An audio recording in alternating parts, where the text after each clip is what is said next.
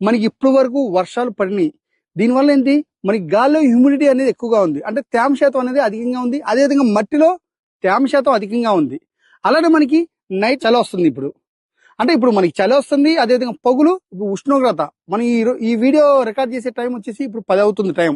చూసారు కదా ఎండ ఎలా వస్తుందో, అంటే ఉష్ణోగ్రత అనేది ఎక్కువగా ఉందన్నమాట. సో ఈ రోజు తారీఖు వచ్చేసి 6 నవంబర్ 2025. చాలా మంది రైతులు కూడా మంచి మంచి బ్రాండ్లు బయట స్ప్రే చేస్తున్నారు, అందరికీ తెలిసిన బ్రాండ్లే స్ప్రే చేస్తున్నారు. అయినా కూడా కొమ్మకులుడు కంట్రోల్ అవ్వట్లా. అయితే మనకి కొమ్మకులుడు దగ్గర మీరు చూసినట్టయితే ఆ కొమ్మ దగ్గర చిన్న చిన్న స్పోర్ లాగా బూజులాగా వస్తుంది. ఇదేంటి, మీకు గాలి తగలగానే మళ్ళీ వేరే దానికి స్ప్రెడ్ అవుతుంది అనమాట.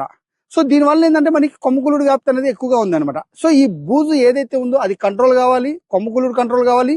తుప్పు మచ్చ ఏదైతే ఉందో, ఇప్పుడు ఆకు ఒక మచ్చలాగా ఏర్పడి తుప్పు మచ్చ వచ్చేస్తుంది, దాని తర్వాత పొండాకు వచ్చేస్తుంది.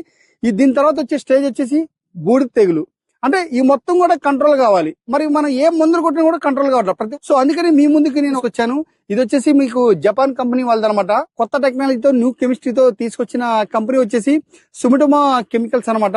కొత్త టెక్నికల్ అనేది మీకు ఇంట్రడ్యూస్ చేస్తుంది. ఇది ఇన్పైరిప్లోక్సిమ్ 6%, టెప్నోజల్ 20% ఇచ్చారన్నమాట. సో ఇదే మనకి ఎక్స్కాలియా మ్యాక్స్ అనేది కొత్తగా తీసుకొచ్చారన్నమాట. సో ఇది రీసెంట్ గా లాంచ్ అయింది అనమాట. ఇది 1 ఎకరానికి 200 ml స్ప్రే చేసుకోవడం వల్ల మనకి ఏవైతే కొమ్మకులుడు, బూజు తెగులు, అదేవిధంగా మనకి ఏవైతే పండాకు, తుప్పు మచ్చ, అదేవిధంగా మనకి బూడి తెగులు ఇవన్నీ ఉన్నాయో పూర్తిగా కంట్రోల్ అవుతుంది అనమాట. ఓన్లీ ఒకే ఒక మందు.